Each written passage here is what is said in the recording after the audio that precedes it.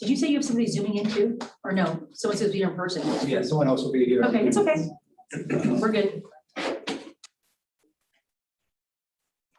We can get started without her. Yeah. Oh, I planned on it, trust me. But thank you. Yeah, definitely.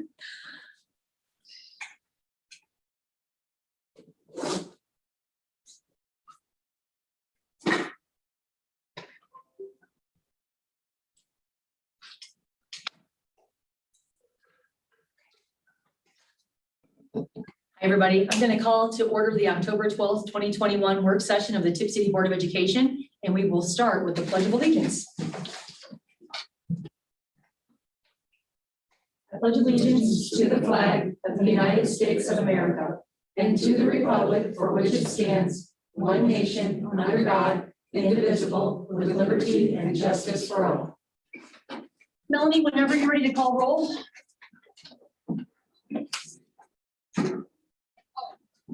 President Dunaway, Here. Vice President Secor, Here. Dahl, Here. Heatherly, Here. and Patrick. Here. Okay, we're all in attendance. Okay, great. Looking for a motion and a second to approve the agenda. I'll move.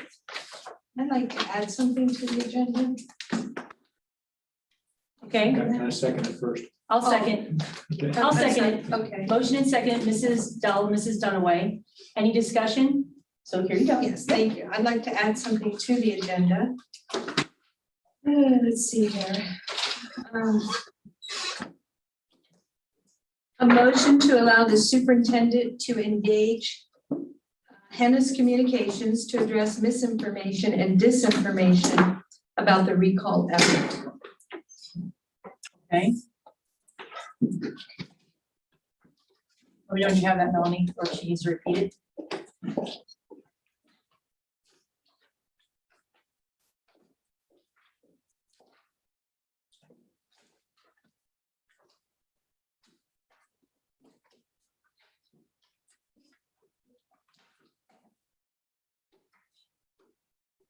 Read that. If you can, I do have motion to engage Hennis in regards to the recall effort. Okay. So that was abbreviated. Motion to allow superintendent Thank you. to engage. Should it be the superintendent or Superintendent Stefanik? Motion to allow the There you superintendent.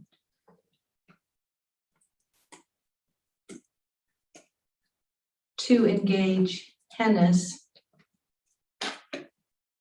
Is it Hennis Communications? Mhm. Okay, I was just waiting for Melanie. all right.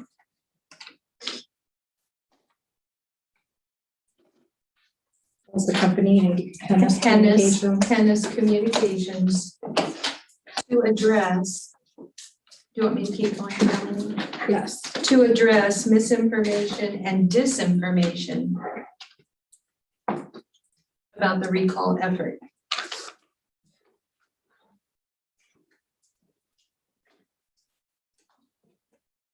So is that really a board action? The recall is not have anything to do with the board. Hang on, Joelle, let's just see if Melanie has it and then we can discuss. And give it a second. Let us know when you have it and we can read it back, Melanie.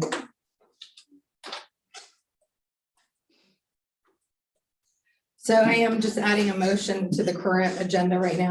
It would be under, yeah, it would be, So, and I'm just adding the motion. It's like a second motion. I'm revising it.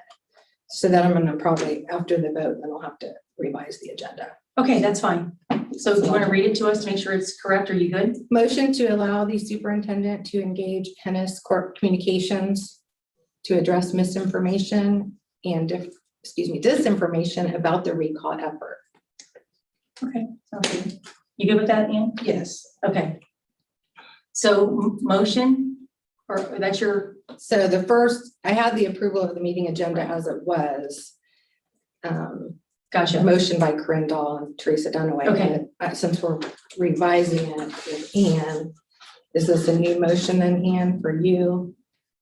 No, it's just, we'll have to, we already motioned and seconded, so she's Okay. adding something, so then we'll vote on the whole agenda.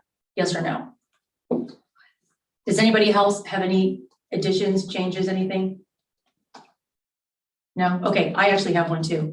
Mine is motion to allow the treasurer, So do I add this to the current motion? I'm sorry. no, it's a new The item. third- I'm adding an item to the agenda.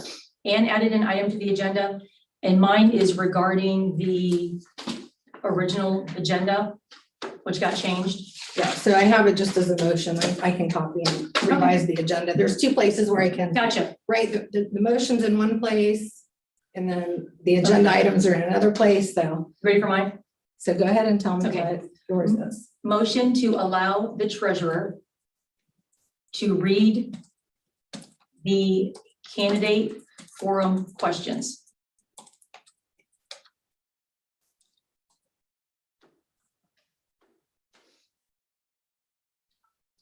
Okay.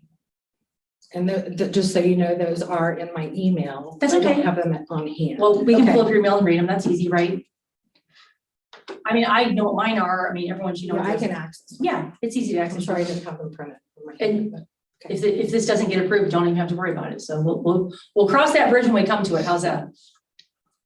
Anybody else have anything to add to the agenda? Okay, Well, I think I'm good. So these are two motions. so under approval of Yeah, agenda, I'm sorry. Yeah, there's just right. in two different places. So it would be after the bond refunding presentation resolution. So it would be B and C.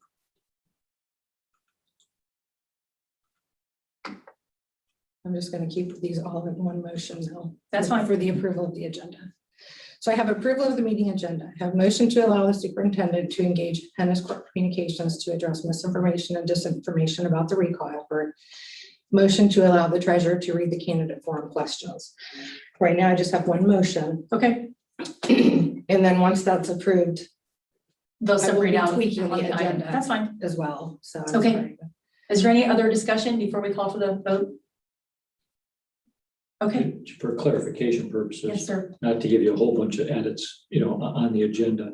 But there's a possibility with 2A that there would be action associated with that. So I don't know if you wanted to change 2's label to new business. I like that better. Because 2A might have action, To be, 2B yeah. might have action, and then 2C is just, if they approve the agenda, then we just read the questions. Yeah, I think, So, but A and B could have action associated with them. So I if you just agree. put new business instead of discussion items, that's a clean, Yeah, it's a. so clean- adding that, it just takes it. So let's just go ahead and we'll do the vote and then. yeah, you can change it while we're I'm gonna talking. Yeah, we don't have to wait for you. You can change So it. you may, where you want to see the updated version of the agenda right away, it won't happen. It's okay, because Instantaneously. we're gonna but- be doing a presentation, so that'll give you time to fix it. So 2, instead of discussion items, just change it to new business, because A, B, and C could have action. Got it? I do. Easy, okay. So ready for the vote? Okay. Dahl, Yes. Dunaway, Yes. Heatherly, Yes. Patry, No. and Zakor. Yes. Motion carries, okay. So item 2A under new business is gonna be a conversation, bond refunding presentation and resolution. And Melanie, I will let you introduce our speakers tonight. Okay. Thank you. Michael Burns from Baird is going to be presenting the bond presentation. And this is Jackie, and I'm sorry, Jackie, your last name. Lewis, that's okay. Lewis, I saw your email so many times, Jackie Lewis. I'm Melanie Fox, and I'm Yes. sorry that we did. That's okay. Nice to meet you. Our Board of Education And- from Bricker and Eckler. Yes, and Mike is going to be the presenter, but if you have questions related to the legal aspects of the bond resolution, I'm here to address that. So Thank nice you. to meet you. Nice to meet you. Hey, do you need a water? Why not? Yeah, thank you. Perfect. There you go. No one touched it. Thank you. We have plenty more. Anybody else water? I'm fine. You're No, good? thank you. Did you need a water? I didn't even ask you. Do you want one? Okay. You sure? I Okay. got one that came in. Okay. Use the first one. Thank you. All right. Okay, well, thank you, everyone. First of all, again, my name is Mike Burns. I'm with Baird. I've recognized several of you, and for those of you I haven't met before, it's nice to meet you. Look forward to working with you in the future. I serve the school district and have served the school district as your underwriter, as your placement agent over the last several years on different bond issues, different lease financings we've done. I helped the school district over the years work with the new school facility project and work through the ballot questionnaire and all that stuff as well. And I've been with the school district or working for the school district since about 2014, 2015. So I know the school very well, and I always welcome the opportunity to continue to work with you in the future. As part of my service to you, I always kind of keep track of what's going on with your school financially, as well as your debt picture to make sure there's any opportunities where we can refinance debt or leases. I bring it to your attention so you can save some money, or save money for the school district, or save money for the taxpayers. In this case, I met with the school a couple months ago. I knew you have a newer superintendent and a newer treasurer. I want to introduce myself to them and share some of the background work I've done with them and some history I have with the school, but also share this refunding opportunity I'm going to talk to you about tonight. If you open up to page 1, I like to just kind of give a little history lesson first of all your bonds, especially since some of you board members are newer and some administration's newer. The bonds that we're talking about refinancing started way back in 2001. When we issued tax-exempt school construction bonds. It was used to finance the new high school as well as some other existing improvements to existing facilities. The final maturity was 2024. Those bonds were what you call advance refunded as tax-exempt advance refunding back in 2005. I was not involved in either one of those bond issues. Those predate me, but you refinance those bonds for savings. Sorry, that's the name in front of you. Refinance those bonds for savings. And then when I started working with the school in 2015, I helped the school district refinance those bonds again as a tax-exempt current refunding. And on that refunding, we saved the school district about $734,000 worth of interest savings. And because of our voted bond issue, that whole $734,000 went back to the taxpayers. So they all saw a millage reduction on their tax bill, which was a nice thing for the school district to do and a fiscally correct thing for the school district to do. Now before you again, with another opportunity to refinance the 2015 bonds, once again, saving money for the taxpayers, reducing the payment, the annual taxes for the taxpayers, and once again, maintaining the same final maturity. So we're not changing any of the terms of the financing, everything stays the same. We're just purely lowering the interest rate, just like you would on your home mortgage. You know, rates drop, it makes sense to refinance because you save money. In this case, once again, to make it clear, none of the savings go to the school district itself. The savings go to the taxpayer in the form of a millage reduction. If you go to page 2, and again, I just want to point out, if you have any questions, please ask, please chime in. At page 2, you can see is a bunch of squiggly lines. And this is what we call the AAA NMD index. It goes back to January 2019, and it shows a 5, 10, 15, and 20-year index for tax-exempt bonds, not the actual interest rate, but the index that tax-exempt bonds are traded off of. The only story I want to get across is 2 things. One, you go back to 2019, you see the 5, 10, 15, 20 were anywhere from 2% up to almost 3% index. You put the profit and the risk premium on top of that, you're looking at 3 to 4% rates back in 2019. Rates came down over the years. You see that big spike up. That's when COVID hit. Then rates dropped a little more. So rates are very, very low right now. So it's a great time to refinance the bonds. The only other point I want to point out is look at this little spike up on the far right-hand side. It doesn't look like a lot, but that's 10, 15, 20 basis points increase in rate over about a week's period of time. That was September 27th and October 4th. Those 2 weeks, rates increased quite a bit. The nice thing I'm going to show you on the next page is because your treasurer and your superintendent, because of our meeting, we decided to be proactive and get this out in front of the market.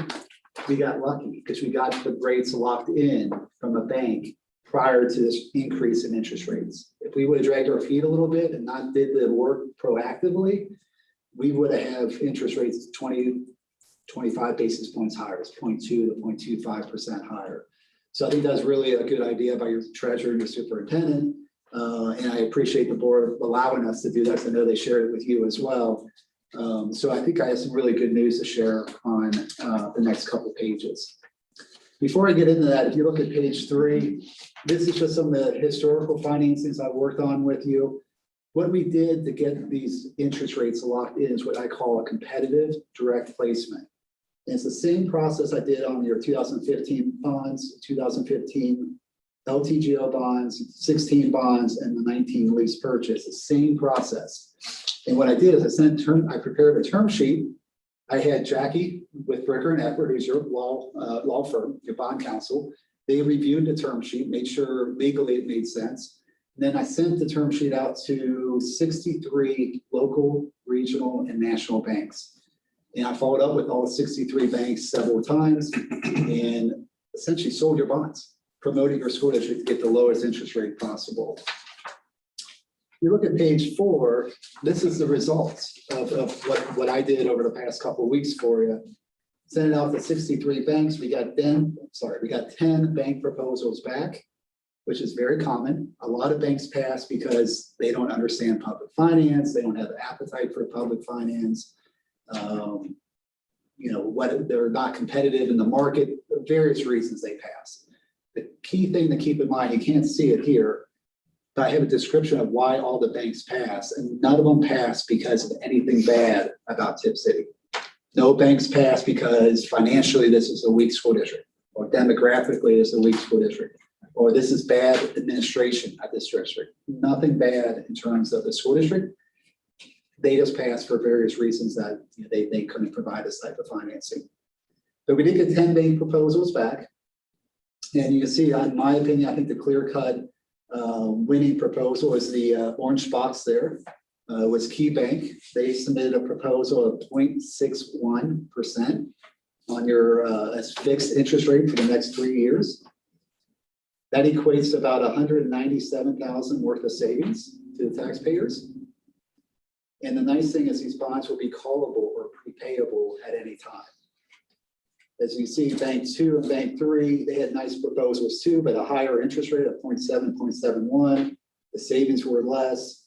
And you see it says non-callable, which means non-prepayable.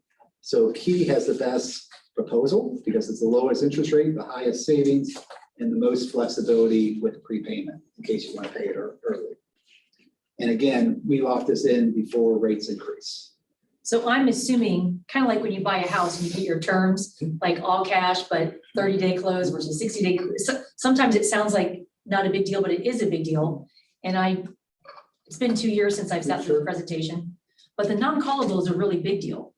Like that, I don't want to say it's a make or break, but yeah, that's important, correct? It's important. It's important. So it's good that we got not only the low rate, but we also got the callable. Yes, So that's like correct. a win. That's 2 big wins. Yes. Okay. Because the callable, again, for everyone else. Because people might not understand that are watching at home. Yes, callable means prepayable. Right. So yes, having that flexibility is important. Right. Now it's only 3 years remaining, so it's not. It's still important because the economy's but it's important. gone kind of crazy lately. And you don't want to lock yourself in and not have that flexibility because we don't know what's going to happen in 1, 2, 3 years, 5 years. Whatever. You're exactly right. And it's such a low interest rate is, in my opinion, the home run.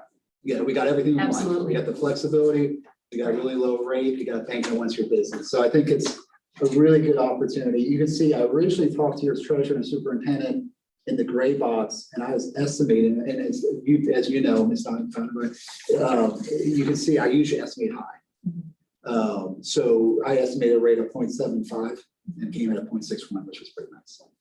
But to me, we got the unicorn because we got the, anytime and the lowest rate. That would not be expected. I didn't expect that. Yeah. So that's double bonus. Definitely. And I'm glad you pointed that out. That's a really good point. And this is all savings, again, net of all closing costs.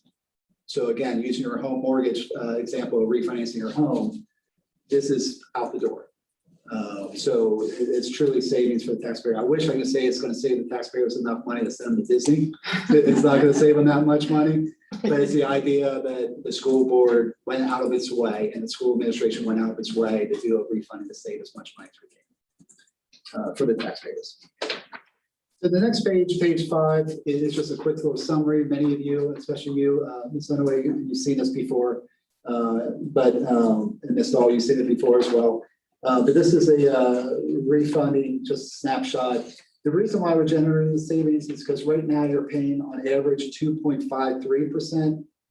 We're going to lower your interest rate down to 1.06. And that 1.06 includes all closing costs. So we're reducing your rate by over half, which is a good thing. And that's what's generating the savings. The taxpayers could see a millage reduction of about 0.14, 0.15. That's something that your treasurer, next time she talks to the Budget Commission, will share these new refunding numbers with the County Budget Commission. And the County Budget Commission is the one that's actually going to determine what the millage reduction is going to be. But we'll have a conversation saying we did this refunding in order to save the taxpayers money, and we want to try to maximize the millage reduction the best we can. Okay. So I'll work with you on that, Ms. Fox, and make sure that happens. But these savings will show up beginning in 2022, next calendar year. And then the last thing is just the last page, just kind of what we've done so far and next steps. Tonight, you have a resolution before you, the board does, to allow us to officially accept the bank proposal. Because right now, they lock that interest rate on just a verbal from me. I have no power to accept anything on behalf of your school. So they are willing to hold their proposal until tomorrow. And assuming you guys pass the resolution tonight, I'll go ahead and officially commit and accept the bank proposal tomorrow. And at that point, we'll move forward with closing on November 4th of this year. Between now and November 4th, of course, will be a bunch of documents which you'll have to sign as a board president, as well as the superintendent and treasurer. And those documents are going to be prepared by Jackie and her firm at Fricker and Eckler. The nice thing about that is we're not signing some bank documents. Jackie's going to draft the documents for the benefit of you and have them negotiated by the bank to make sure they meet everything the bank needs. So pretty simple process. There's really no downside. It's purely savings to the taxpayers, which is always a good thing. And I think we hit the mark at the right time before rates went up. So I think it's a home run. I'm open to any questions. If you guys have any questions, I'll have to answer them. Yes. Not a question, but just something to point out. I just want to thank you and Jackie, Mr. Stefanik, and Melanie. You do a great job in always being ahead of the curve for our district, and we really appreciate that. But one thing that's really important for our community to understand is not only is it the cash savings of $197,000, a really important part is this millage of the 0.14, because right now, one of the things that is on the plate of this board and the next board is facilities. And when we start talking about bonds, I'm sure you'll come back in again, there's only a certain amount of millage that you can legally go up to for financial reasons. So anytime you can reduce the millage that you might need on a future bond by doing, some type of reinvesting like this, that's huge down the road when you're looking at your bond or your levy to either refurbish or build new, whatever that is, because we're capped at a certain amount. So this just gave us an extra little bit on our millage whenever we are ready to go down that road. That's an excellent point. So definitely we appreciate you for that. Well, thank you. That was like an added, benefit of just doing your job. Sure. That could really help our community in 6-9 months. I really appreciate you saying that, and thank you for allowing me the opportunity to work with the school over the years to continue that relationship. And you're exactly right. I couldn't have said any better. It's a great thing for the taxpayers because you're doing everything you can to keep the costs low. Right. And that's hopefully going to set you up for the future that you can use that to say, hey, look, we did everything we can to keep your costs low over the years. Now we ask you to come to the table and then vote yes at the next bond issue, whenever that may be, 1, 2, 5 years from now, Right. whatever it might happen. Right. So- But there's only a certain amount you can legally, the millage, The it caps interest. out. Yep. Right. Well, thank you. I- Any other questions right Yeah, I now? have a couple questions. Sure. First of all, thank you, Mrs. Dunaway. Who knew we It's had not my such first a rodeo. financial guru? No, over it's here? not that. I Not my didn't first think that, rodeo. I but didn't do so anything. It No, makes no. sense. So, No. okay, so you have a ceiling and then, Yeah, and so anything you Yeah. can bring down here helps exactly. you more flexibility 100%. to reach that ceiling. Great point. Okay, so I have a couple questions. And I hope I'm asking these right, because that is not my background, finance. What is the bond rating for the Tipp School District? Do you know? I don't think you have a bond rating right now, because all your bonds that are, let me just make sure real quick before I speak. Yeah, you're not rated right now. Because your voted bond, all your bond issues that were sold as a public offering are paid off. They've been refunded. I refunded them for you over the years. Okay. So your rating went away. But to answer your question, I think what you're asking for is, I did analysis, and I shared this with your treasurer and superintendent. Some of you that have been on the board for a while may remember going over this as well. But I did analysis, which is exactly the same analysis that Moody's, who's a rating agency who would rate your bonds, would do. And based upon their analysis, which I just reinvented the wheel, gives you a bond rating, estimated bond rating of AA3. So that's a big A, single A, a small A, 3. And that's a very strong bond rating. And I think it's very important to point out, you get that rating for a number of reasons. One is you got a very strong demographics. Your demographics are strong, you're a wealthy community. Two is financially, your treasurer, your superintendent, the board, your prior treasurer, all did an excellent job managing your finances. So your financial metrics are stellar. You guys are doing everything right financially, which is important for the taxpayers to understand. You're doing everything right financially. So that's another feather in your cap and what's giving you a strong bond rating. And then the other thing to keep in mind, you brought it up a little bit, Ms. Dunaway, is the voters. A lot of times voters don't understand when they vote no to a levy, any kind of levy, bond levy, operating levy, capital levy, whatever, PI levy. If they vote no, that hurts your bond rating a little bit. I'm not saying it kills it, it doesn't fall off a cliff, but it does hurt your bond rating. So having the support of your community is a vital part of having a strong bond rating. So right now, I'm estimating your rating to be about AA3, which is a very good school, a very good rating for this size school district, to answer your question. Awesome. And doesn't that help also with the investment, that higher rating for the outsiders that want to make, okay. You're exactly right. So an analogy that everyone can understand, everyone on the line, it's like going to the bank. The first thing a bank does when you get a mortgage is what? They pull a credit report, right? And whatever your stronger your credit report is, the lower your interest rate in your mortgage or your installment loan or your car loan. Same exact thing. Stronger your bond rating, the lower your interest costs. Lower your interest costs, the lower the millage on the bond issue in the future. So that's a very good point. I'm glad you brought it up. So we are in good shape and Very good we shape. look very solid to the financial world. Very. Thank you. Awesome. Thank you. Thanks for keeping us on track. Gives that rating. Yes. Any other questions? Don't get that, it's fine, please. Don't worry about it. Thanks for putting this all together. It's great. You always do a nice job for us. We Great. appreciate that. Yeah. Thank you. Anything to add, Jackie? Did he do a good job? You did or a we- phenomenal job. You Okay. guys saw me shaking my head over here. I was Yeah. co-signing on everything he said. So yeah, absolutely. You guys are doing a good job. Bond counsel. Okay. So I will be talking a lot to Melanie. It's okay. I will be talking a lot to Melanie during the closing. We prepare all the documents and we prepare the resolution that you guys are passing tonight. She works at Bricker. Yes, Springer. She passed it out. Okay, Yeah. thank you. Yes, you're very welcome. So we don't work directly with the bank, we work directly with her. We kind of work together. It's a Oh, I'm team sure. effort, but we just, we draft. We're the drafters, hence the lawyers. We draft everything, Right. make sure all the I's are dotted, T's are crossed. Perfect. Awesome. And we're gonna vote on this later today. I know you can answer by tomorrow. And then Jackie will work with Melanie to get all the papers and then the three of us will sign them. Okay. Easy. Would you like me to stay for the vote? Or do you have any more Have you been to our questions? meetings? How much time do you have? No. You should go. We'll send you an email. Okay. It's best for you. Why We can't don't vote right now. Why can't we just vote right now? Oh, yeah, we That's what I'm could. wondering. Yeah. Because I don't see It's it on on, the agenda anymore. oh, yeah, we're still in 2A. We're still in 2A, so we're good. Yeah, awesome. So yeah, if you want to call the motion. Yeah. then you could call motion second and vote.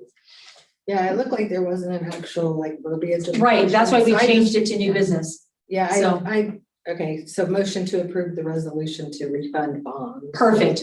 I kind of made it pretty. Sounds That's great. And then That's the okay. formal, of course, there's stuff. Yeah, and you can even put it as, you can even put as presented tonight by, if that helps. Baird and Bricker, Yeah, both firms. B&B. Yeah. Baird and Bricker. Okay, so do we need a motion? She's gonna type it. Take your time and let us know.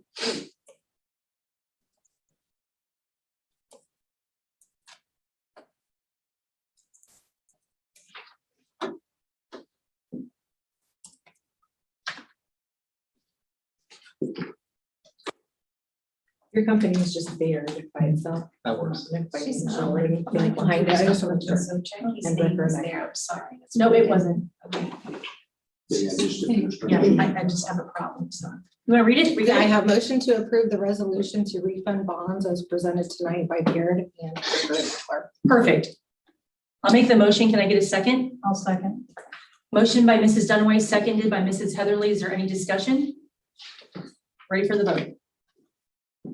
Dunaway, Yes. Heatherly, Yes.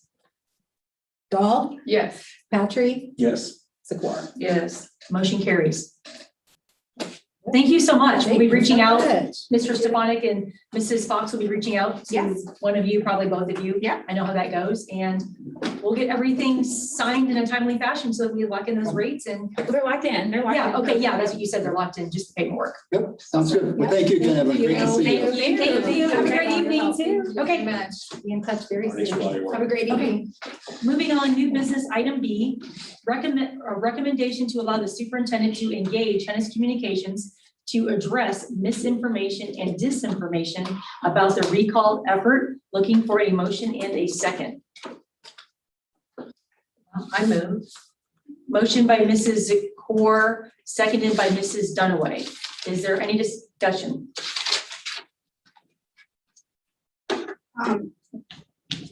Has anybody seen this? Like, is it available online? Is this the same thing that they emailed to us back in May? Hennis? What are we talking about? Who's Hennis? Hennis is the crisis communications company that we approved of 2 months ago. Sorry, what was your question again? Is this the same thing that they emailed to us back in May? I'll let Mrs. Zakor answer because I don't want to jump in on her item. I don't really. Okay. Okay, there is a group that is very active and wanting to recall board members. And part of that activity includes disseminating quite a bit of information to the community through different methods.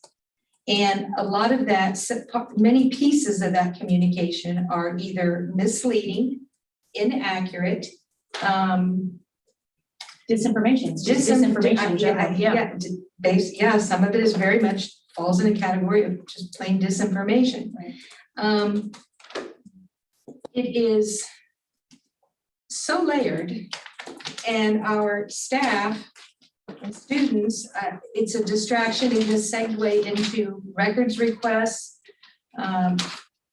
just a lot of different things. So I think in the interest of getting honest, accurate communications out to the public, and also because the community deserves the truth, but I think more importantly, our students deserve the administrator and staff's undivided attention.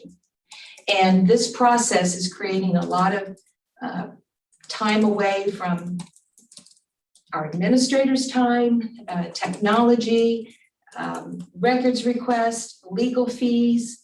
It's compounding. And I think that having some accurate communications can be very important for the community. Like I said, I think it's time to bring some things to the forefront to answer those and free up the staff and the administrators' time so they can do what they need to do and devote 100% to the students.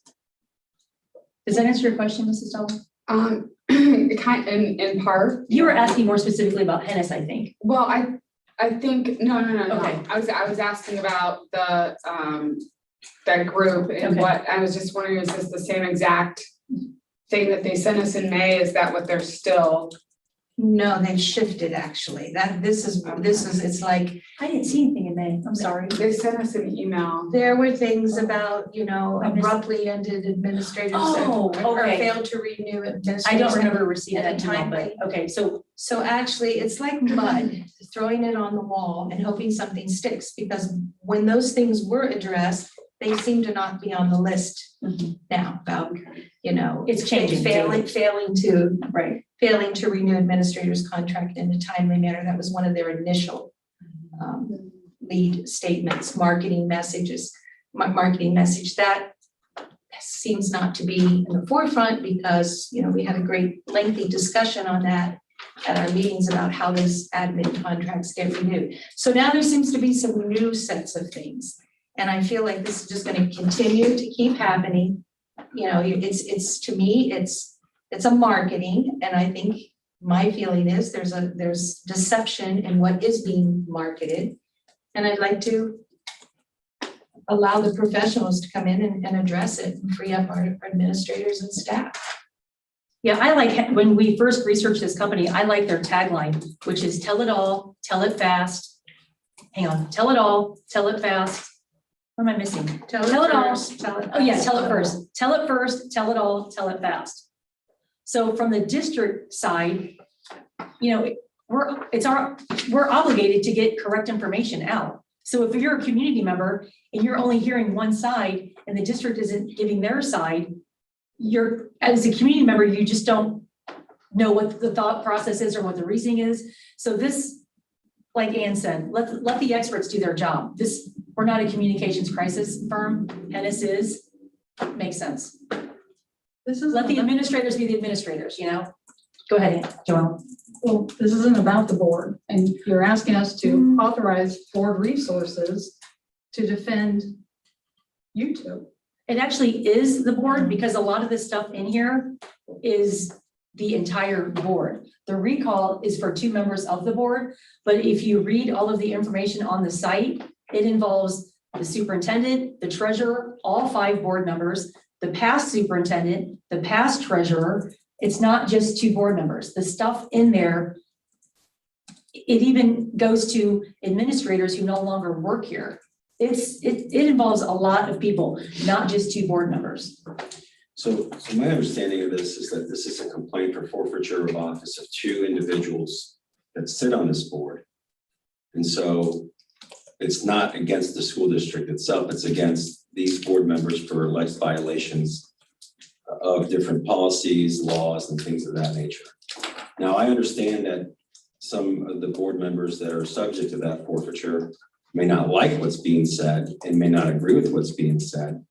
But I don't believe that that necessitates us utilizing money from the school district or school resources to address what those individuals feel is inaccurate about their conduct. This is for forfeiture of their offices, not against the school district.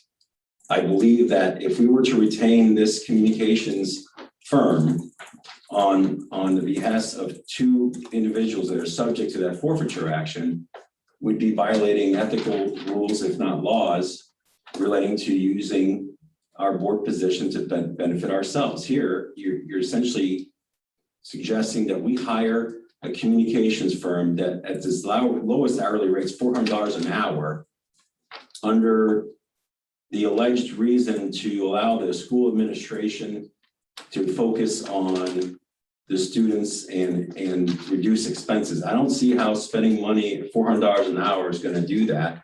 It's going to look like to the community and the people who are concerned about this that we're trying to whitewash a dirty fence to make it look nice and clean by bringing the communications director. It's not going to make things, I think, more transparent or anything like that. If there's issues that are you feel are inaccurate that are being said, the policies in our board bylaws provide you the ability to make public statements and just indicating that they're not on behalf of the school board or the school administration.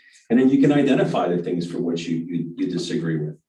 And if you believe that somebody is pursuing it in a malicious fashion and that it's inaccurate, you can certainly, take legal action. But I do not believe it is the school district's job, and that nor do I believe the taxpayers want to be responsible for footing the bill for essentially what is a PR crisis management response to 2 individual board members being the subject matter of a complaint for forfeiture of office.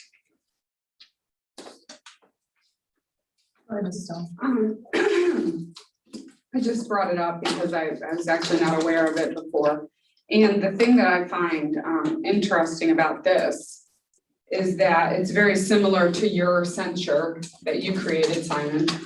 And I believe that you've created a lot of this unrest in our community, and our schools are now suffering as this continues to play out and play against our students, play against neighbor, play against pitting people against each other instead of bringing us together. And although I don't want to see any more of our school funds spent on this, there is a cost. There's a huge cost, and the people that are going to pay the price are our students, are our staff, are our neighbors. And I don't know what it's going to take to end this. I don't know how real it is. Like I said of your censure, like I feel of this, if any of this is true, 5 of us are guilty. Why 2 of us would take the fall is beyond me. Should be all 5. If any one is guilty of this, all 5 made it happen. And we need a coming together and a healing for our community. And this just continues to tear at each other. And ultimately, the people paying the price are the people that we were elected to help.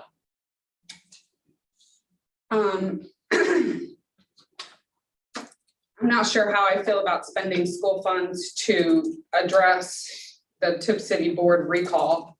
I feel also some of the blame for this recall lies in us. We also approved a censure to go forward and continue this cycle.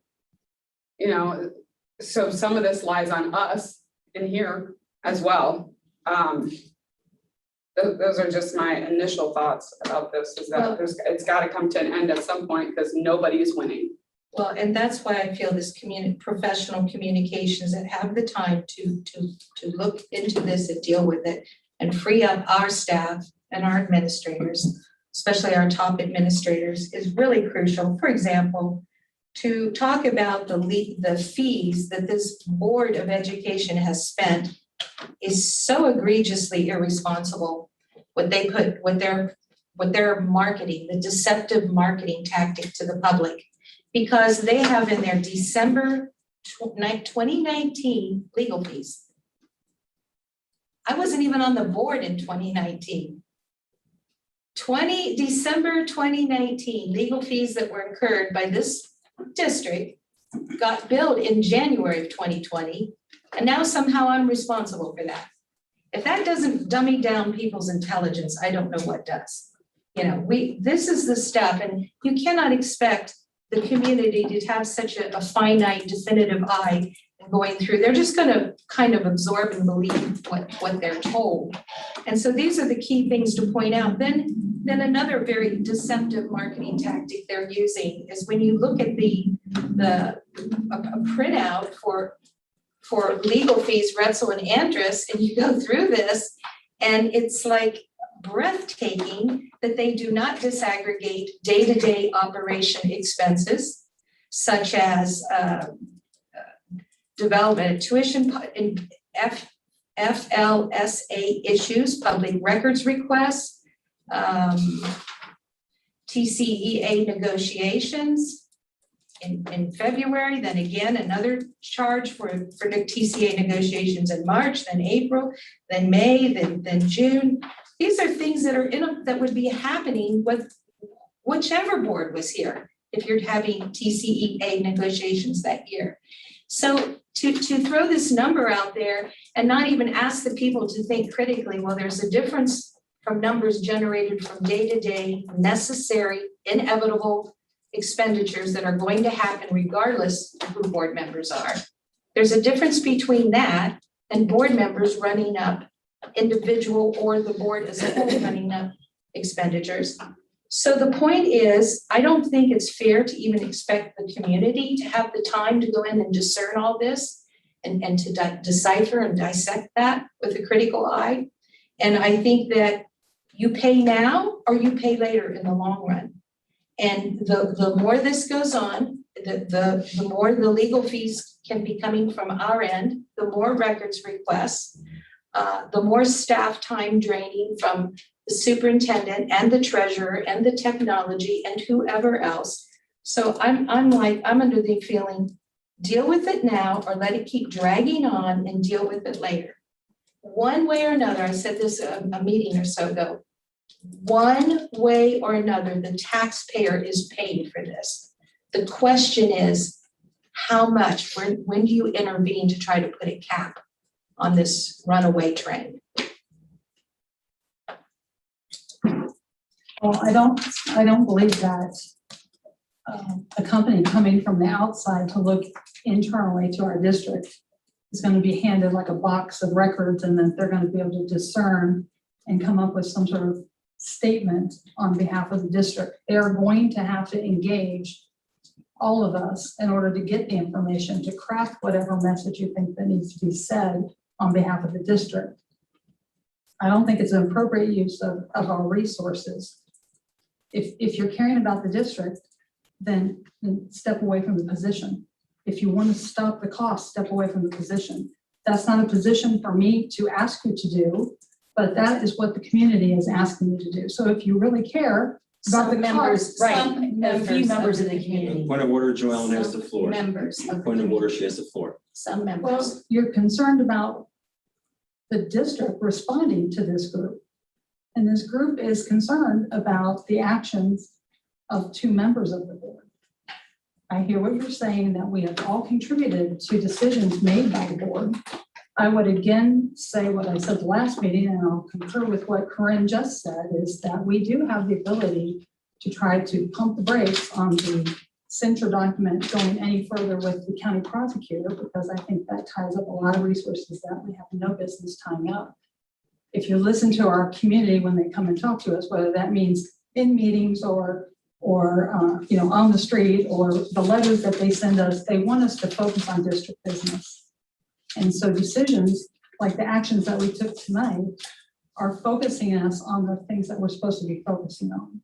We should be applauded for that sort of thing instead of trying to defend actions or get information out there that corrects misinformation.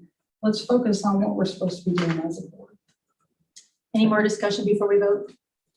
I just have to say that, I think the only way I would ever even consider, engaging a type of firm like Hennis would be if we rescind that censure document. That'd be the only way this makes sense. Otherwise, we're just throwing gasoline on top of gasoline because the fire is already out there. And to Joellen's point, like trying to engage, a partner to create statements while we are internally engaged in this. Great point. Doesn't make any sense. If we're gonna say, let's step away from this, let's be the first ones to step away from this. Good point. Any other discussion before we vote? Yes. Go ahead, Simon. I disagree with some of the statements said this evening in relation to 5 of us making it happen and things of that nature. I'd also point out that the censure was never approved and there's nothing to rescind. It was presented and failed. And so there really is no action necessary on the board to rescind or remove a resolution that never passed.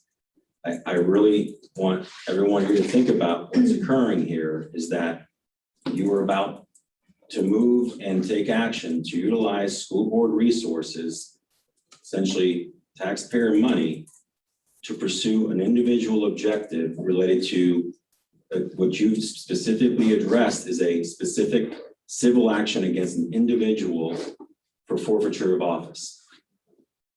I think that is a big problem from a conflict of interest, ethics, and I'm not sure if there's a revised code, but I think that's an issue, at least with policy 123. I also feel that if you're going to utilize that type of communications, crisis management, that there are members of this board that will disagree with what the narrative that as some other board members have tried to portray as an issue.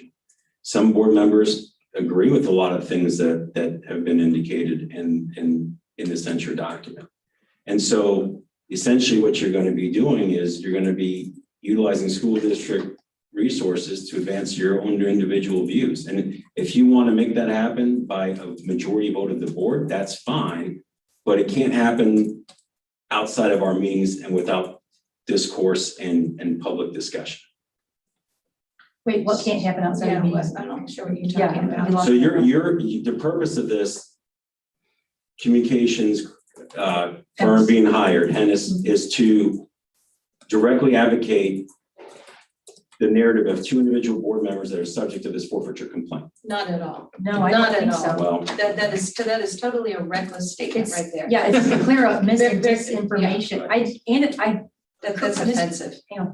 Mr. Stefanik, correct me if I'm wrong, but this is kind of like the Miami County prosecutor situation.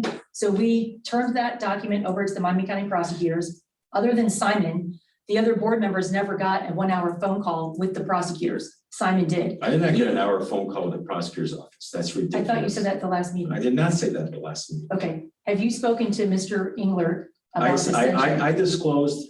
I thought you said you did. I That's said, why. I called and asked what was going on, and I said that if we were gonna do anything, we'd want to involve all the board members, which is the same thing you said. And then I suggested that it'd be a good idea to talk to the prosecutor so we could establish a procedure on how to do that.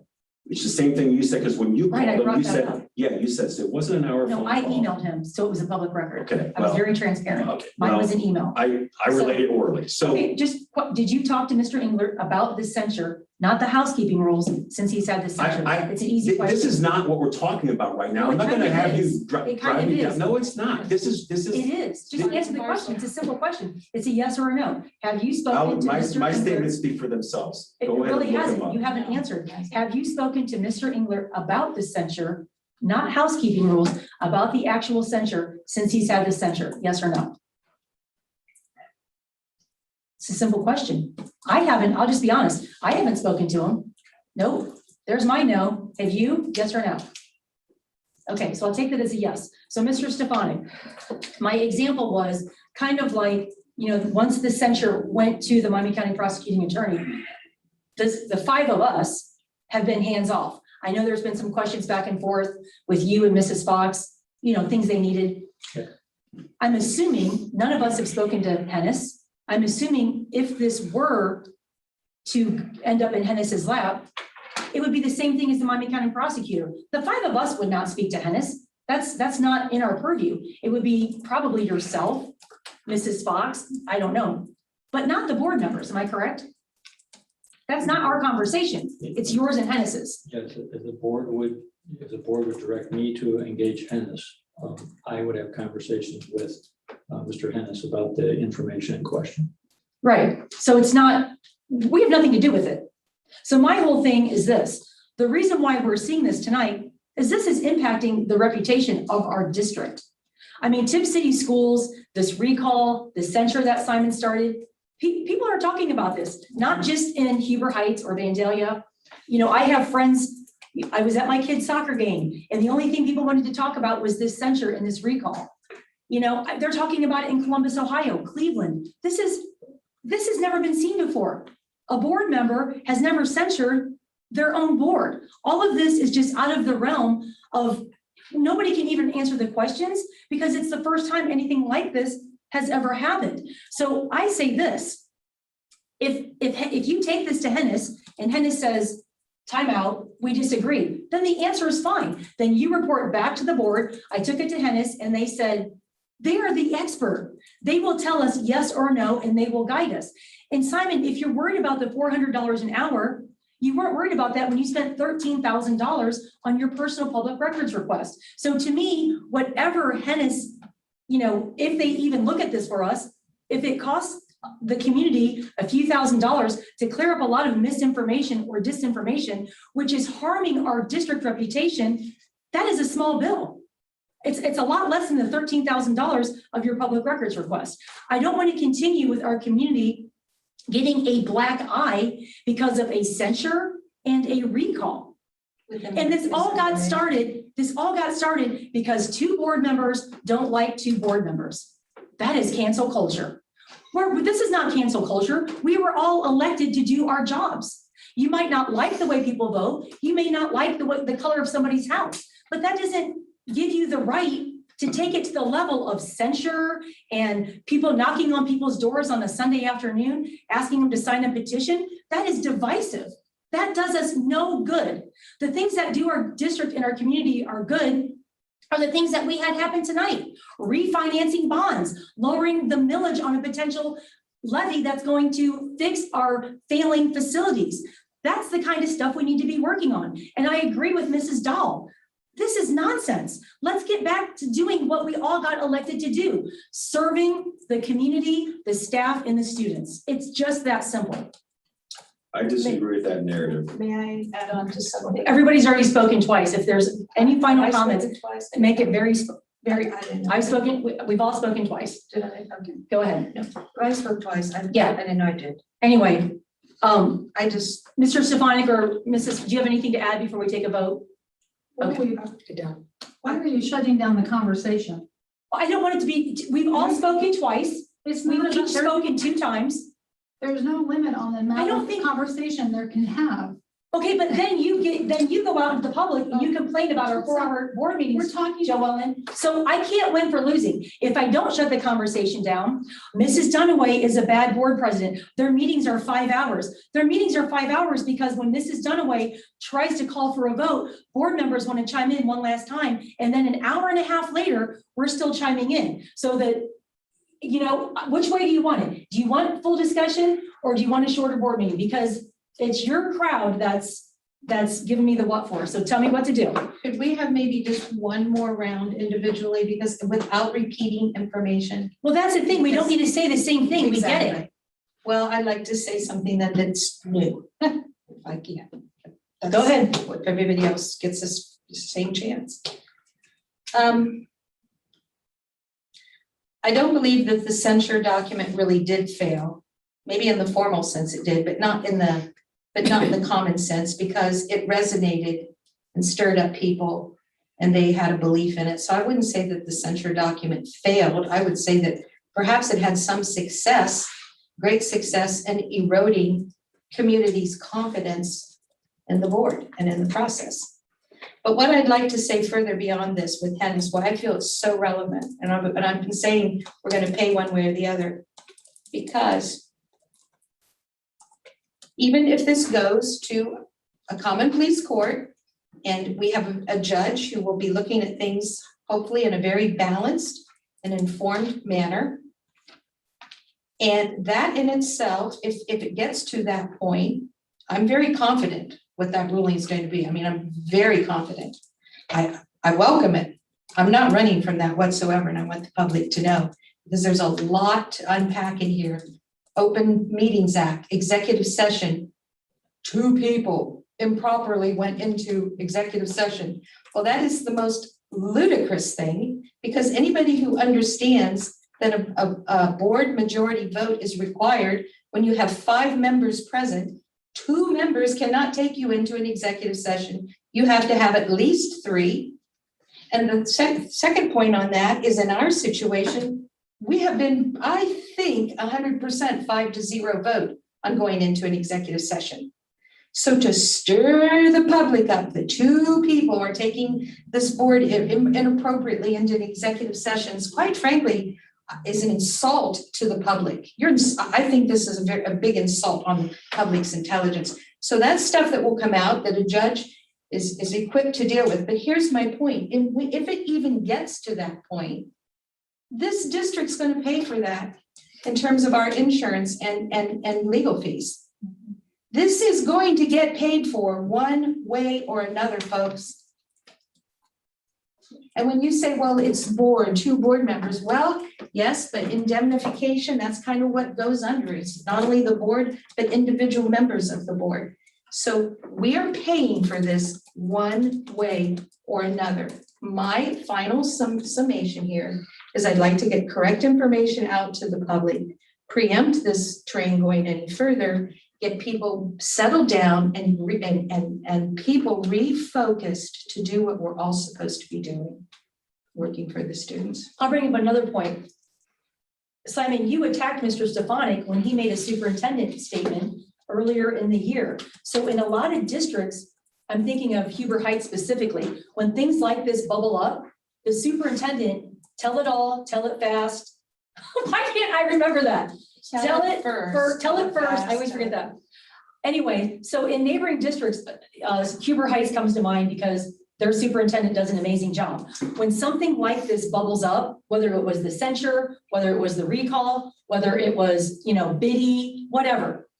Tell it first, tell it all, tell it fast. That superintendent, boom, he's on it. He addresses it. He addresses the misinformation and the disinformation. I mean, it isn't even 24 hours after it happens.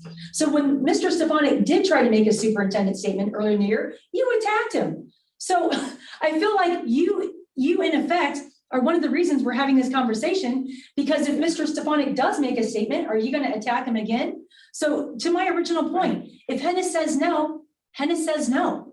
I mean, we have nothing to lose, but why would we not want our community to have accurate information? Why would we say, hey, community, we don't want to tell you the truth? What sense does that make? That makes zero sense. I don't understand why any board member would not want the community to know the truth. I just don't understand that.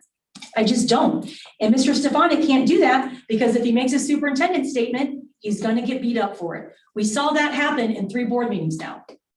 So go ahead. I just want to say that what I meant was not the censure, Simon. I meant the document that we sent to the Miami County prosecutors. That was a censure. It was a censure.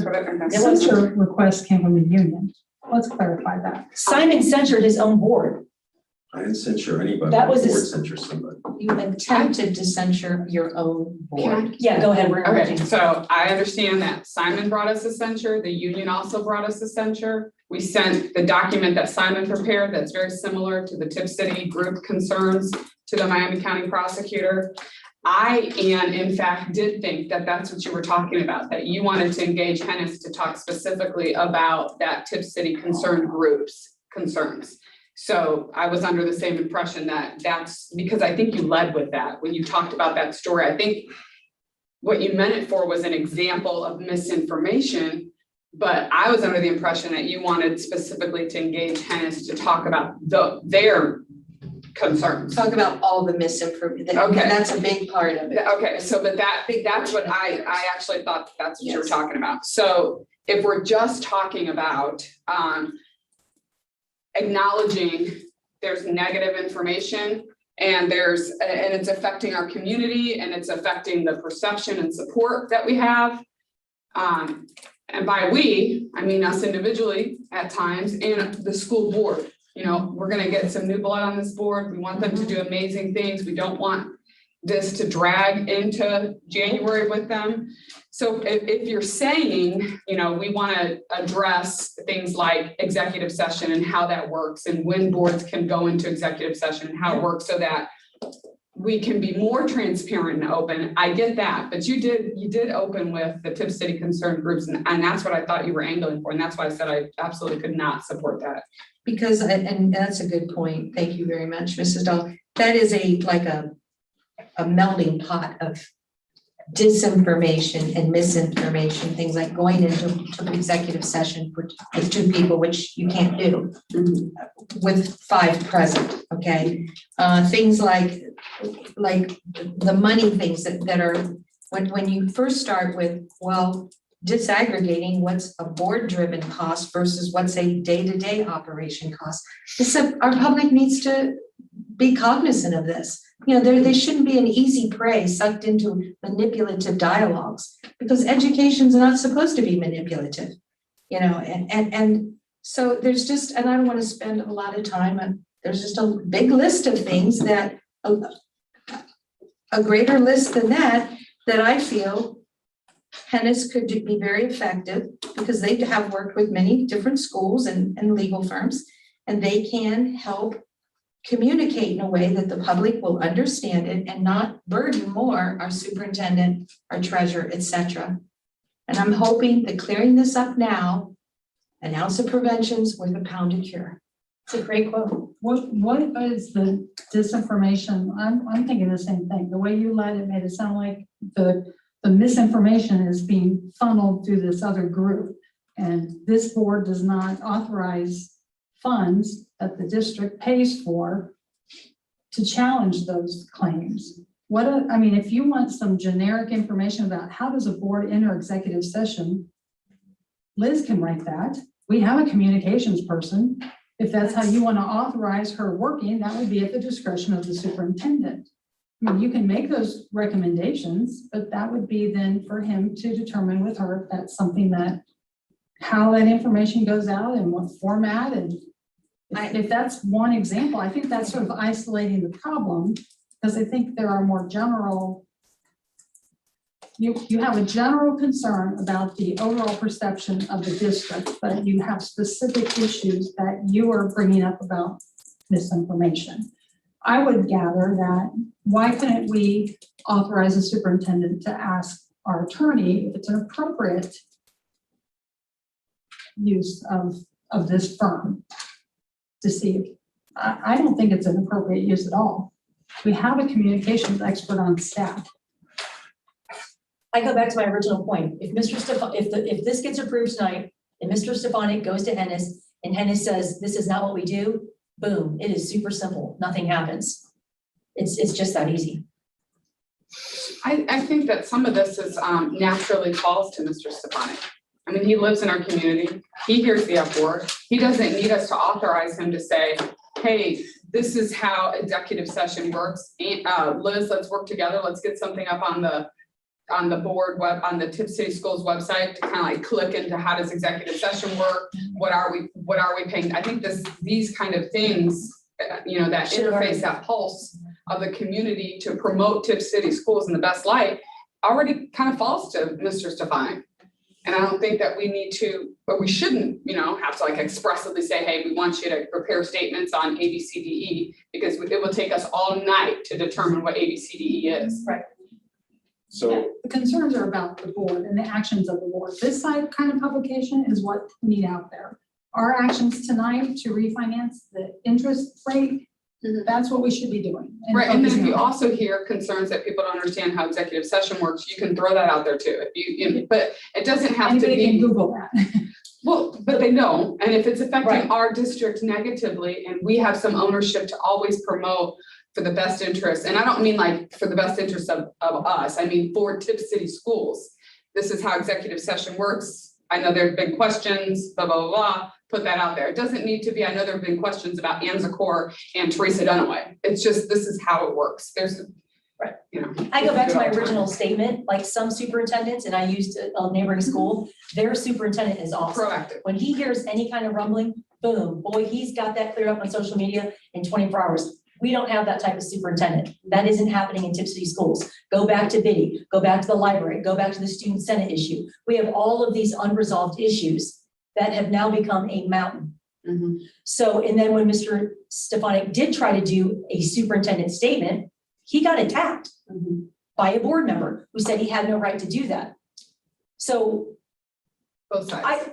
I feel like my original point, if Mr. Stefanik calls Hennis and Hennis says, no can do, boom, then we have to go to plan B, whatever plan B is. I have no idea. That's not for me to decide.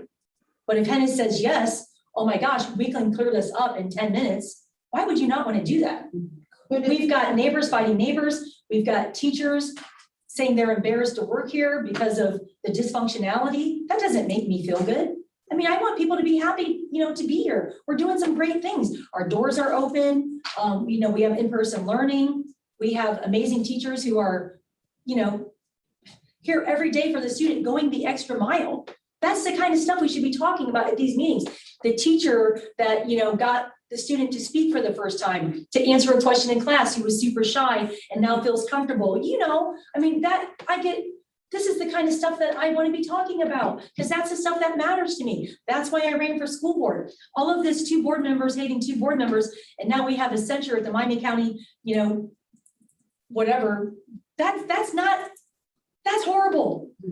Who are we? That's not good. For that. You voted to do that. Well, to vote no would have made us, it was kind of, you're stuck between a rock and a hard place. If you vote no, you vote no because you're guilty. I wasn't guilty. When we started in the first. It's already, You gotta take responsibility for your own actions. I'd like Take to, responsibility for what you've done. And I'd like to have my third try at talking here. So a lot of things have been said here that I'm gonna address that have been directed at me. I'm gonna start with the quote, me attacking Mark Stefanik I did not attack Mark Stefanik. I was very frustrated, and I told Mr. Stefanik that I felt that that district statement, quote unquote, was inappropriate and it was a violation of policy 148.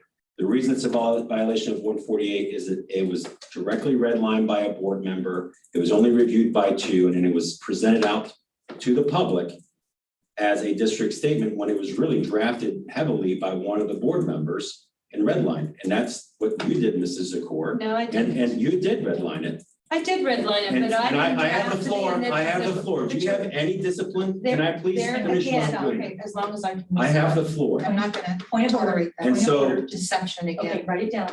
Let him. And so Go ahead, son. Deception. It's all right. it's Just write not it down. deception, it's a fact. Hey, point of order. One person gets the floor. And I have it. I'm Simon, you have it.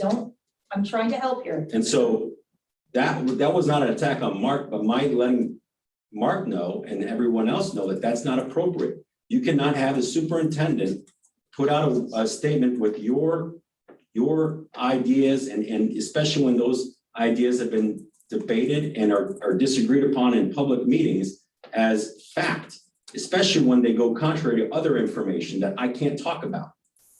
And so that is an issue for me, and it is a violation of policy 148. And that was not me attacking Mr. Stefanik, that's me letting him know that I don't appreciate that. The censure document is a result of a year and a half of me trying to nicely and politely educate this board of its legal responsibilities. I firmly believe that members of our board have violated the law and violated their duties under our policies and violated our bylaws. I believe that there are board members that have retained services that they did not have authority to authorize. I believe that they've engaged in conduct that's not appropriate.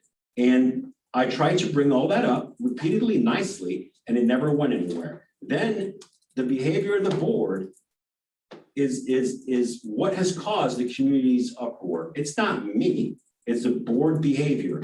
I did not cause our teachers union to demand a censure of one of our board members. I had nothing to do with that. That was a dialogue. I did not cause a fight at the last board meeting between a board member and a member of our public. I did not do any of that. I think if people want to understand what's happening, they should look at their own conduct. The censure document was a year and a half of me trying to nicely talk to people about it. And then when the censure occurred, rather than focus on one board member, I thought it might be a good opportunity to identify the issues that I think are a very, very big problem with our school district and dedicate ourselves to focusing on the school district. That resolution failed, fine. Then this board voted it to go to the prosecutor's office. Fine, I'm fine with that. But was that necessary? No, probably not. The reason it was done is because it was, yeah, well, that would be speculation, so I won't say that. Bottom line is that I don't agree with the narrative of misinformation or cancel culture or anything like that. I think that I've had some very serious and specific concerns that I've outlined in the public meetings. There's certain things I can't talk about because of the executive session. I've tried to have that remedied and it was ignored. The censure document was really just a summary of all the public record, the public meeting things I could identify with the hope that everybody might just come together. That didn't happen. And I did ask for public records requests, and I didn't cost or spend the district's money. I exercised a right that every citizen in this community has a right to do, which is to request a public record, and I did that. And I would caution anybody from referring to the itemized descriptions in our legal bills, because I do believe that's privileged information, and only the board as a whole can have that attorney-client privilege revealed after a meeting. You can't just talk about the descriptions like just occurred earlier today. Okay, this right here, sir, is on the website. It's already been released to the public. Well, I would So suggest that. if your legal opinion you're rendering tonight is that our district made an error, then you take it up with them. But see this right here? That came off of their website. Well, I would suggest to you that if that That's not me. That was what was released through their they made a public records request. This is costing money. Who's they?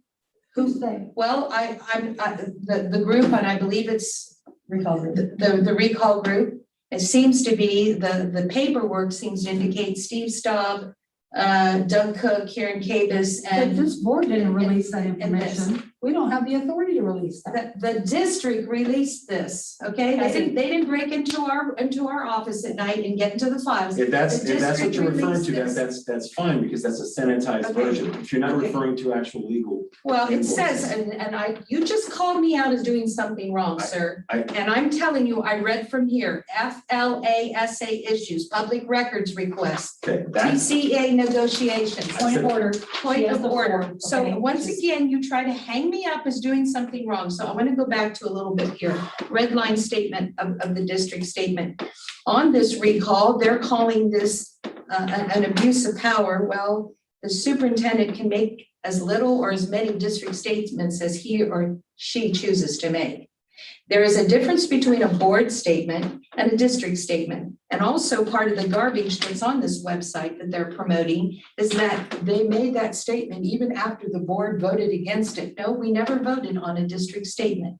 This board voted on a board statement. And a board statement that that I personally was hoping would pass, we went back and categorized all the activity this board did in terms of policy changes, adding TCEA to the district statement that Mr. Stefanik released had a whole different purpose and intent. That district statement went back and addressed misinformation. So we got apples and oranges. The board statement, accomplishments, things that happened, the district statement, misinformation. Now, as far as redlining, again, the way you like to throw that out there, I was given a statement already prepared. It was sent to me. I looked it over. And when it was sent to me, my input was asked for, and I'm on the communication. So I gave my input. Keep this, get rid of that, add this, and everything that I contributed to that district statement came right out of our emails. And I said that in the district statement. I look at October 10, I believe it was 2020. This is an email from Mr. Lusher, Ohio School Board Association, saying this, this, and this. I didn't invent that. I just refreshed people's memory that we already had that information. I worked hard to pull that out and send it there. The library issue, again, I didn't state that. That was from the attorney letter that we all waived from Mr. Compton. So what you like to do is, again, stir that pot, Simon, that somehow, I did all this and I took, and that was a violation of nothing. It was a violation of nothing. Now, the censure document, you phrased this, that you were trying to be nice. You created that censure document to be nice, so we could all get along. But in your censure document and trying to be nice, and that you've been trying to address that for a year. Well, sir, if we were in executive sessions inappropriately, why didn't you address it at that time? Because every one of us have equal responsibility to the Open Meetings Act. She doesn't have a 90% obligation, and I have a 10%, and you guys have 0. Every elected official has equal culpability and equal responsibility when you go into an executive session. So if we're doing something wrong and Joellen thinks it's wrong, Joellen can say, hey guys, we're off track. If we're still not correcting, Simon can say, hey guys, we need to get on track. If it's not happening, you see, because I reach out to OSBA and I ask him these real questions, and I said, well, what if they don't get on track? What do you do? Said, well, you warn your group, you're gonna walk out if they don't get on track. I said, well, then what if they don't get on track? He goes, well, then you just politely say, I'm not gonna sit and stay at this meeting. You've never done that. Nobody here has never done that. So if there's a violation of executive sessions, then we're all culpable. And to try to put to pin the tail on the donkey of 2 people it's insulting to the public because they don't think like this. Nobody's telling them these things. So the individual responsibility is there, Simon, and the censure document, your way of trying to be nice, Oh my, that was the crescendo, that was the finale to a year's worth of you coming in here and saying, you're violating Open Meetings Act, I'm gonna file an injunction, I'm gonna take you to court. All your legal opinions that you rendered over a year. And then the censure document came. So I don't think it had anything to do with you trying to be nice. I think it had a lot with you doing of trying to undermine your own board and acting like somehow you have all the answers and nobody else can match your level of knowledge and direction as a board member. And we have one big mess on our hands. We have one big ugly mess on our hands. And I feel bad for the treasurer before you. I feel bad for Mrs. Fox. She's just coming in on this. She's inheriting a lot. Not only do you have to deal with the present, you're all, going through the page, what's that mean? Catching up on a history of over a year of stuff here. I feel sorry for Mr.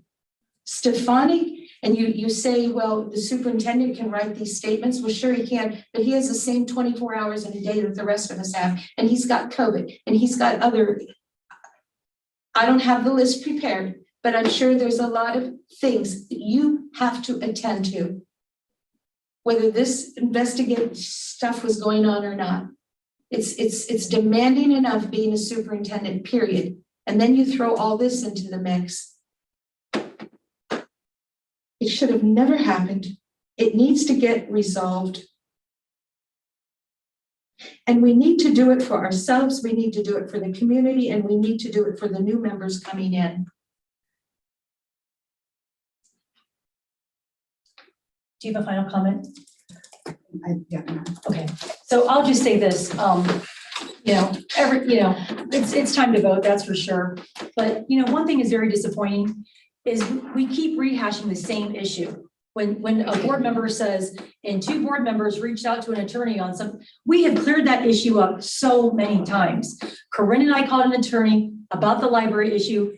Everybody from our current legal counsel to all of the OSPA attorneys that we talked to, Mr. Stefani, everybody said we did it as perfectly as you should do. You had an issue, you engaged legal counsel, you informed the entire board, and you took corrective action. That is what a responsible board officers do, and that is what we did. This has been rehashed and solved so many times that Mrs. Dahl and I did nothing incorrectly. To see that in this recall paper, how many times do we have to address that? Simon, a lot of the issues in the recall thing are your personal issues. It's not a mystery how the information got from you to the recall website. It's pretty obvious, So anyway, we've discussed this for an hour, and I think we're ready for the You've vote. spoken 4 times, so I'd like my 4th time. Go ahead. So You can speak 5. there is It's no fine. mystery how I got to the recall. It's because people have been watching meetings. They've been watching what you've been doing. And you can call it a perfect, whatever you want to say, perfect procedure. I disagree with that wholeheartedly. And it's not the only time that a board member has engaged the legal services of our attorney without board discussion or board votes. And so that's my primary problem. I don't care. A lot of things that have occurred were good for the district. The problem is that it wasn't done appropriately. You have to do things appropriately. The law's there for a reason. The rules are there for a reason. The policies are there for a reason. You had the votes. And your opinion, they weren't done He has the floor. appropriately. Point of order, point of order, point of order. Are you, anything else, Simon? I'm done. Okay, but again, sorry, yeah, that is your opinion. The issue that you brought up, that's one issue. I'm not going to go and backtrack through all the issues you've brought up. When you have brought those issues up, I have engaged OSPA to say, am I right or is Mr. Patcher right? OSPA can't render a legal. Point of opinion. order, I have the floor. So I would reach out to them and say, is Mr. Patcher right? Should I have done that? I do follow up on them. I hear you. And because I know that you're not going to let go of that bone, I don't want to keep bringing it up on camera month after month after month. So I do have emails to OSPA. I have a whole phone log to OSPA. They know my voice. They know my name. They don't even ask the district anymore. How can we help you, Teresa? Because I'm not spending money and calling Helen. But the point is, Simon, when educational attorneys say nothing was done inappropriately, you have to let that go. That's part of boardsmanship. That's just being an ethical board person. I might not agree with, a lot of times it's a 4-1 vote. My first 4 years on the school board, 4-1, 4-1, 4-1. I never censured the board. I never got a group of people who adored me to go out and bash these board members. So where does this end? The recall. And then what? So then is it myself and Mrs. Zakor's turn? Then do we come in and do one against you and Mrs. Heatherly? And then what does that document look like? And then do Mrs. Zakor and I spend the next 6 months dragging you two through the community papers in downtown and having people go door to door? Because if you two did it, then where does it end? Where does it end? It's not advancing the district. It's hurting our reputation, and it's darn embarrassing, at least from where I'm sitting. I did not organize that, and I'm not part of I have nothing to do with it either. I don't- of its prosecution, one. Okay. Two, Ohio School Board Association cannot provide legal opinions. They can't give you legal advice. They're there to just give you general information. We And already so, know that. and so, well, We already you're know. articulating it, presenting it as if you've got a legal opinion of whether somebody did something right or wrong. That's legal advice or a legal opinion which cannot be rendered by OSPA. No. This- Okay, wait, we're getting way off track. We're getting way off track. Representative here. Whoa, time out. Point of order. Point of order. We're getting way off track. We've been off track for an hour. Melanie, ready for the vote? Okay, so we did have Zakor and Dunaway, correct? Correct. Zakor, Yes. Dunaway, Yes. Dahl, Abstain. Heatherly, No, Patrick. No. 2 yeses, 2 nos, and an abstention. That sounds familiar, Mr. Stefanik. Where does that leave us? We've had that before. Lack of So majority. it's a tie. It's a tie. So it's just, Yeah. it's dead on the table. Yeah. So with the tiebreaker, there's no, It's no majority. There's no tie. You gotta get it. First- It's not a majority. okay, for some reason I thought there was, I thought you were I don't know why I remember reading this 2 years ago. Yeah. Superintendents are It's not been, tiebreakers. it's been 18 months since I read this, since the open enrollment, Yeah, yeah. and we had to call Dave Lampy on the phone. Yeah, yeah. I was like, Superintendents are not no. Good rule. I remember that. I was like, now, what, I remember, is there a tiebreaker in that? Can't be a good Okay, rule. motion fails. Item C, recommend to allow the treasurer to read the candidates forum questions. Looking for a motion in a second. I'll make the motion. It was my item. I'll second. Seconded by Mrs. Dahl. Any discussion? Obviously, yes. So I just brought this up because originally tonight, we were going to do a candidates forum. Mr. Maines is on vacation. Mrs. Drum is only allowing herself to do 2 engagements. Mr. Petch did reply that he was going to be here and wanted to come tonight. And I did not hear back from Mrs. Plyman. So with that being said, I felt like it was a little, I don't want to say unfair or disrespectful, but Mr. Petch said, yeah, I'll be here, I'll come. And then Mrs. Fox had to email him and say, well, you're the only person. And he said, what kind of like, you really don't have a choice at that point. I'm still having a slumber party, but you're the only one coming. Yeah, it's not really a slumber party anymore. So I just think it would be fair to Mr. Petch and to our original intent of just getting the community to know all of the candidates. Whatever questions Melanie received from the board members, if she could read them on camera, and that would give all 4 candidates the opportunity, if they wish, to answer them on their pages. Because I know, like, for instance, Mr. Maines has all of his questions and answers on there from the Tipp Gazette. You know how we all had to answer those questions? I don't know. I just think it would be a nice thing to do to extend, especially to Mr. Petch, who wanted to come. I felt kind of bad about that. so there's one candidate you didn't hear from at all, Correct. who could be walking in. True. No. Did anybody cancel? Oh, I think you were on that email. Mrs. Fox sent an email to everybody. Yeah, we sent an email to the board and then we Yeah. sent an email to the 4 Right. candidates that, just to let them know that, because we didn't get the majority of candidates that we canceled tonight. Right. Good point, Who's though. not allowed? Somebody's not allowed. 2, more than 2? What was that? Somebody's not. Oh, Did you- Mrs. Drum limited her engagements to 2. So that would be the high school and the Gazette. Oh. So we would have been 3. So she's doing 2. Oh, So that was we had one RSVP. So which was she's Mr. refusing Petch. to do more than two, is what you're saying. Yeah, you could say it that way. Okay. Yeah, so Mr. Petch is our only She person. said something saying that she had a prior. She said she had engagement. prior engagement. She didn't say, No, she said she's. she had a already- prior engagement for today's date, and she indicated that. No, I didn't read that. You must have got a separate email. No, she had a prior Where is that engagement. email? I'd like to see it. She said she was allowing herself 2 engagements and she She had a already prior had 2. engagement for today's date. She was only allowing the 2 additional ones. to I'm do it. looking at it. Okay. I pulled it So, up. It does say get- that. Okay, Right, so we we're not had. having one. Why do we need to read the question? Yeah, I just think it would be nice because it gives them an opportunity to go on their page and to answer questions that the board members pre-sent in, because that was the original plan. Okay, we are individual voters, Right. and right now we're using this platform to advance and use it to our advantage to get information to candidates. We have a responsibility to go and vote, and if we have an individual question that you want to give to a candidate, you do that on your email on your own time. This is not an appropriate use of this platform or these resources. You can go and you can call these candidates and interview them and get whatever information you want from them. We all have that ability.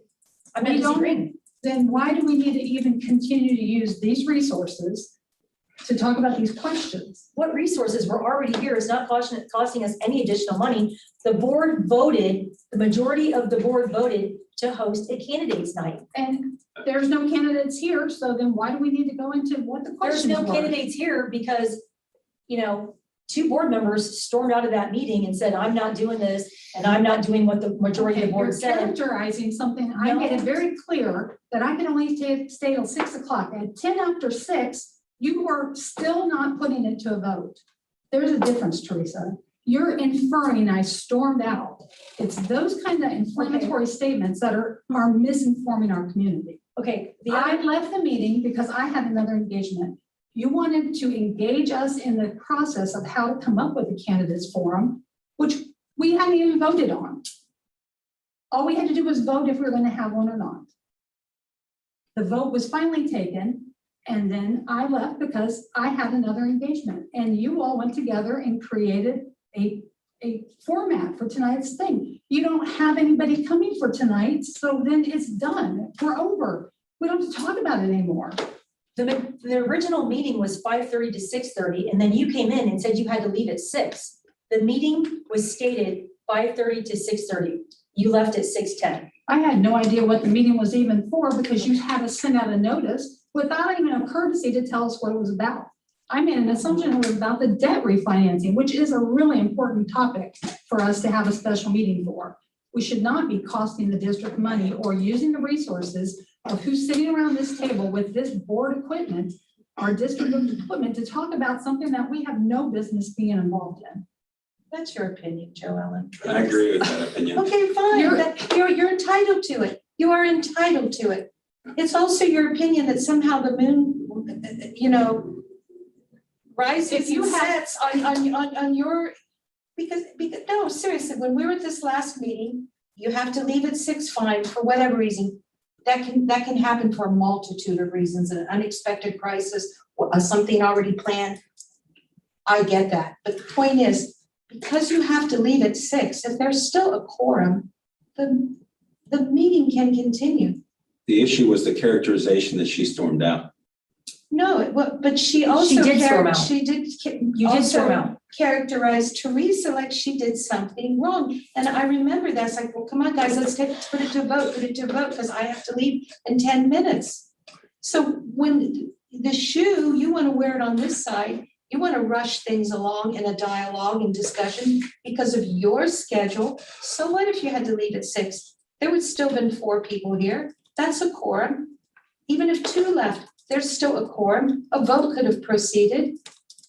It's this attitude that somehow everything rises and shines and sunsets on you guys. Well, It's breathtaking.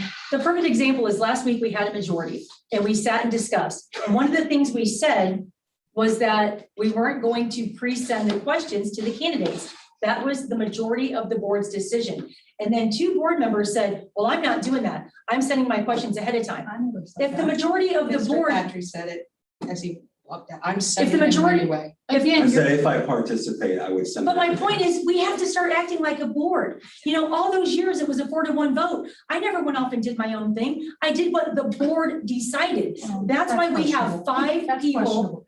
Well, I don't think you and I should start in on that conversation. So there were 5 people, and when the majority of the board decides, then you just have to do what the majority of the board wants. So the That's just motion, called government. the motion right now is, Governance. the motion before this board. It's called Point of governance. order, the motion for this board. is- Point of order, I was talking and you She's the interrupted me. president. But the- Simon, point of order, Point I of was order, talking the and motion you is interrupted before, me. the motion before this board is whether we should read these. I'm not sure what's going on what happened last time has anything to do with this. I did not provide a question. I really don't care if you read them or not. I did not provide a question because I'm not participating in this. I think it's inappropriate. And so that's all I have to say. I think it's right for a vote, Madam President, I would suggest. Does anybody else have any comments? I think this is one of those times when it would have been really easy to just say, yeah, sorry, your candidate tonight didn't work out. Right. If the little bit to make you throw your bone would be to read the questions, let's just do that and move on. So. And I'm not saying that's what the person, you know what I mean? No, but I'm just saying felt that is bad. an easy, that's an Right. easy thing to just be bored and move through items, like, Right. you know, so. Everything has to be a fight. Yeah, let's Every- just. It's a lot easier to have that type of attitude, Ms. Dahl, when someone's not making inflammatory remarks that are loaded about people storming out of the room versus just reading No, it. Simon, it's a choice to have my attitude. Well, It's a I think that choice. everybody that watches meetings understands what's happening. No, Well, you can't say anybody- everybody, that's an inflammatory Wait, remark. Hold on, Ms. Go ahead. Dunaway, I just want to say one thing that I think we should. It is a choice whether or not you're gonna get inflamed or offended by any remark anyone makes at any time. That is always a choice we make internally. I think you should call for a vote. Yeah, ready for the vote, Melanie? Well, I'm Oh, so sorry. but sorry, can I we did not, any more read discussion? What the motion No. is, I don't. Recommend a recommendation to allow the treasurer to read the candidate forum questions. Are you good? Okay, we're ready for a vote. Dunaway, Yes. Dahl, Yes. Heatherly, No, Patrick, No. Zakor. Yes. Motion carries. So, Melanie, do you want to read whatever board members submitted their questions? We'll read those on camera. And if the 4 board members want to respond to these on their pages to our community, then they can do so. Candidates. What did I say? you said. Or board members. Oh, sorry.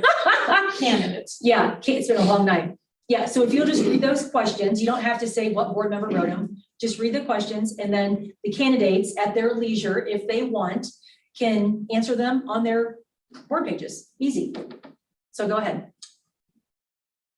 Okay.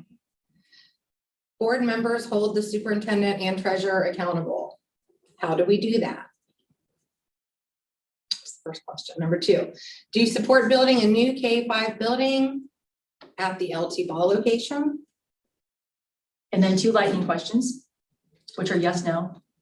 Do you support the district's current status of no open enrollment? Second one, do you think our board meetings should continue to be live streamed on YouTube? Is that all from that person? Yes. Okay, do you want to move on to the next person? Do you have 3 sets of questions or 4 or 5? A couple different ones. 3, okay. Yeah. Go ahead. I can stop. Yeah, go ahead. Thank you. Board members must at times decide to support or oppose controversial issues that have vocal supporters on both sides. What process would you use in making such a decision? Next one, once the majority has voted on an issue, do you feel it is appropriate to undermine that outcome in the eyes of the public, or would you support the majority rule? And these are some yes, no ones. Do you support critical race theory being taught at Tippecanoe High School? And should teaching effectiveness be tied to student performance? Yes or no? Give me just a minute, I gotta pull up some more here. Go ahead.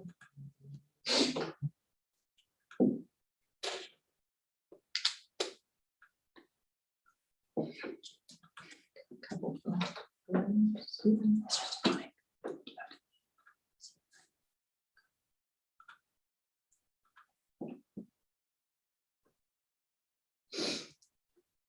Here's one. All BOE Board of Education members should vote the same, yes or no?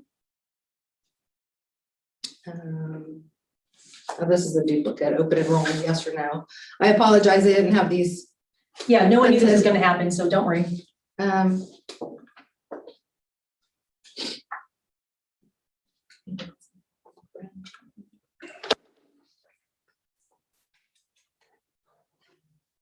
can ask the one I had.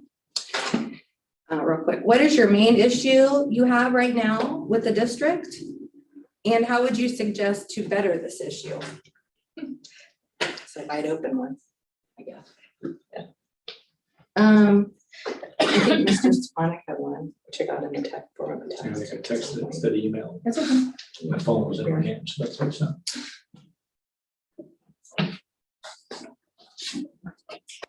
If a community member shares a concern with you, what role do you play in the problem-solving process? Great. Is that all of them? It is. Okay, all right. Oh, I have one more. Oh, I'm go sorry. ahead. Yeah, take your time. This is an unusual time in our town's political history. There are seemingly ceaseless attacks on those serving on the school board. They are often highly visible in the Tipp Gazette, Facebook, protests, and many emails from concerned stakeholders. Given that you will never be able to make a decision that everyone will be happy with, please describe how you will keep yourself and your family socially and emotionally balanced. Great one. Is that it? I think so. Okay, so our next coming meeting, our regular board meeting will take place on Monday, October 25th at the Board of Education office at 6 p.m. And our next regular board meeting will take place on Monday, November 15th at the Board of Education office at 6 p.m. Looking for a motion and a second to adjourn. I'll move. Mrs. Donald, second? I'll second. Mrs. Dahl and Mrs. Dunaway. Ready for the vote? Melanie? Okay, Dahl, Yes. Dunaway, Yes. Heatherly, Yes. Petrie, Yes. Zakor. Yes. Meeting adjourned. All right. What time is the soccer?